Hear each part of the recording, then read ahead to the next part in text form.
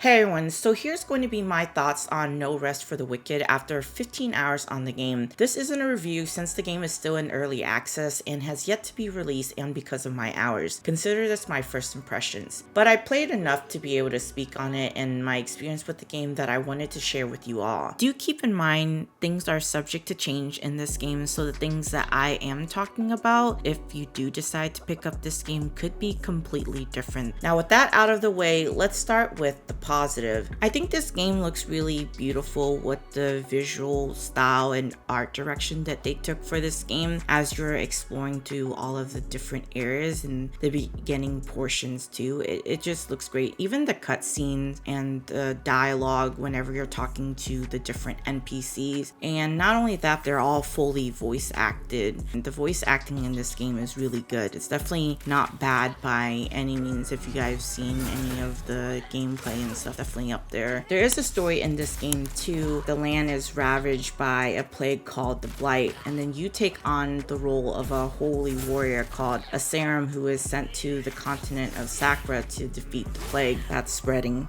The way the game is graphically speaking, the setting and the environment, that the way the game looks is beautiful. It's definitely different with it being a top-down view for a Souls-like game instead of through, the usual first or third person perspective that we've seen with other games. But I was still willing to give it a shot, and this game is made by the creators that made Ori, which I've never played before.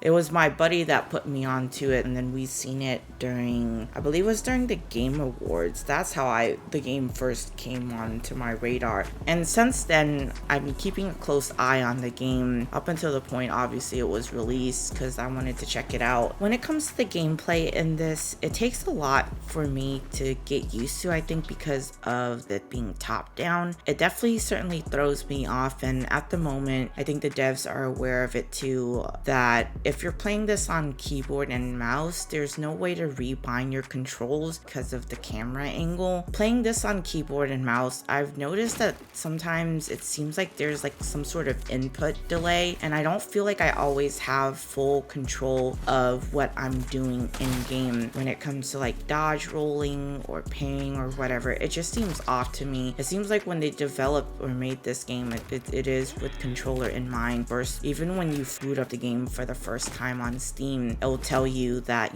ideal for you to play on controller instead of keyboard mouse. But if you guys have been following me on this channel, you would know that I play a lot of Souls games now on keyboard and mouse since my transition over to PC, and I prefer to play it that way. And not only that, but since beating Rise of the Ronin on PS5, obviously with a controller, I didn't want to play another game like that until Stellar Blade, since that's another PS5 exclusive. And yeah, I feel like that definitely needs to be tweaked or fixed. I feel like the combat for me, when I first played the game, I originally did play it on controller, and it felt great on it for the time that I did play it before I realized that I could swap. Not realizing that there was keyboard and mouse support, it's just that you don't have the ability to rebind it. But then once I realized you could, like halfway through my first time playing the game, I ended up switching over to keyboard and mouse and have been playing the game like that since. And going into it blind, a lot of getting used to, and I felt like I just had to get good and learn the mechanics and when you can parry and when you can, and dodge rolling and all of that, because all these games are always going to be different, the timing and figuring that all out. And I really struggle a lot. And my first playthrough on stream, I didn't even know that guy that could repair called Fillmore, that you could go and repair your weapons up until you hit Sacrament, and then at that point, everything was going to cost money for you to repair. So off stream, I restarted my character twice actually, because I would suck so bad that all of my equipment and everything is freaking broken. And it was on my third character, now that I have been playing it, that I realized, there was this guy that you could talk to, or after you rescue him and everything like that, that gives you the ability to repair all your stuff for free of charge. And so once I found out, it made it so much easier. But it's easily miss if you don't explore. Because of the top-down view, sometimes, things are out of your peripheral or view that you kind of want to almost hug the walls or the certain areas to see if there's anything else that's hidden that you didn't spot before. So yeah, so I caught that. I would say that, yeah, the game definitely is challenging, at least starting off, but then once you kind of get into the flow of things, it's definitely a lot easier. For me, I feel like playing it on keyboard and mouse and kind of navigating the environment and everything too is definitely challenging. There's so many platforming. Oh no, man. It's a setup. Can I not? No!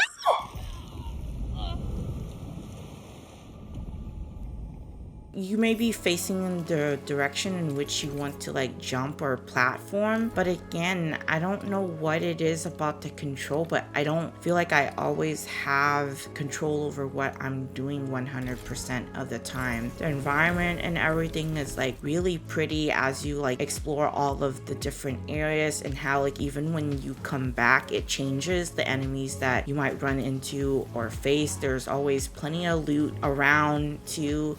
The chests and stuff that you would find when you come back to it, things do respawn, so does like the resources and stuff. Character customization in the game isn't the greatest. It's very simple, but again, it's one of those things where it doesn't really matter if your character is going to be wearing armor or whatever majority of the time running around, unless you're one of those people that like running around naked, playing Souls game. Then yeah, my experience with it as far as performance and everything goes, I'm running a 3060 with the 5900X. And even then, I had it originally, I think, on balance, and I was still noticing frame drops and all of that. So I dropped it down to performance. And even then, I feel like the game at times loves to have like, where it's like raining and stuff. And with that, I think it's very demanding, or it adds on to the demand in which like, on your PC. You can still play the game. It's not to where it's like absolutely atrocious to where how it was in Dragon's Dogma when you got to the first town and your frames just absolutely tanked. It wasn't anything like on that level, but it's definitely noticeable at times as you're playing. Your frames might drop here and there, but nothing too crazy. But it definitely can be better optimized. And another thing that I've noticed after putting 15 hours or so into the game, I don't like the inventory management that they have in this game. It's tedious for the sake of it, whereas you play games like Wolong, Rise of the Ronin, Dark Souls, or Elden Ring, you can carry as much stuff as you want on you without having to worry about all of that. And with how like resource heavy this game is, it's not fun, because I've noticed outside of the gameplay or exploring, I'm having to like run back and forth between the rookery, because I've yet to get my house, having to like do inventory management, which I don't like for these games. It should be about the exploration and the combat and everything like that, but here we are having to manage our inventory. I feel like it would be nice to be able to use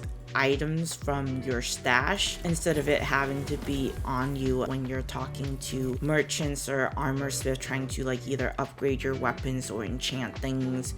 Why can't it be like similar to that of Pal World, where it just uses whatever either the items that are on you, those that's in your storage chest? That would certainly be a nice quality of life thing, because then otherwise you're like me, where you gotta try to remember everything because you're forgetful, and then you're running back and forth having to grab the specific items that you need in order to make that upgrade. I remember on stream I grabbed an armor shard without realizing it instead of a weapon shard that I needed to upgrade my greatsword. So that's just one of the examples. I feel like they definitely could change that, and the ability to be able to stack your different items and stuff. I just don't like the item management currently in the game, and I feel like they should definitely give us more space space on our character instead of making it to where, you know, after you defeat like a boss or whatever, then you talk to what's his name, and you get to choose whether or not if you want to increase your inventory slots and whatnot. I'm gonna need a lot more slots with how much, you know, there are different items and stuff in the game because of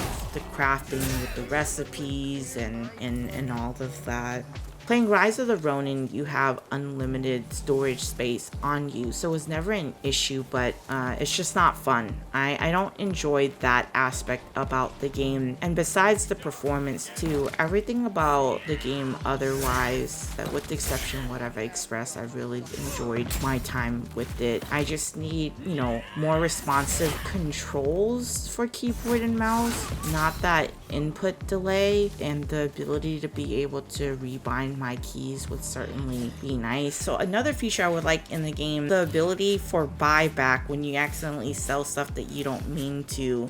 That would definitely be helpful because I still have yet to find a replacement one for me to actually gather and complete some of the different bounties and stuff that they have in the game. That's another thing too. In the game, you have, you know, daily quests that you can complete as well as weekly ones, and then you also have bounties where you might go out and, you know, hunt some crabs or other things, you know, in order to get rewards. For bounties, you can only have one on you at a time, and then for the other stuff, you can activate all of them, so then as you complete, when you ever get back to Sacrament, you can turn that in and be able to collect your rewards. So there's plenty of different things that you can do. I feel like when I first got to Sacrament, I mean, there's so many NPCs and the voice acting is definitely really good. And yeah, there's so many. I spent quite a bit of time just running around Sacrament, exploring, talking to the different NPCs, and kind of just understanding the world and what's going on in the game. As at the time of recording this, they've already dropped 2 hot fixes for the game. Granted, again, it is still in early access with the 3rd hot fix on the way soon. I would say that there's plenty of content here that would be worth it for you to check out, but if performance issue is a concern for you, or if you're trying to play this on keyboard and mouse with rebind controls, I would suggest definitely waiting until they add those features and further improve on the game. It's definitely well worth the price in my opinion otherwise. So that's it for my first impression on No Rest for the Wicked. Let me know what your thoughts are or experience with the game. If you made it here, leave a get good with your comment. If you enjoy the content, consider subscribing to the channel if you haven't already. And as always, thanks for watching.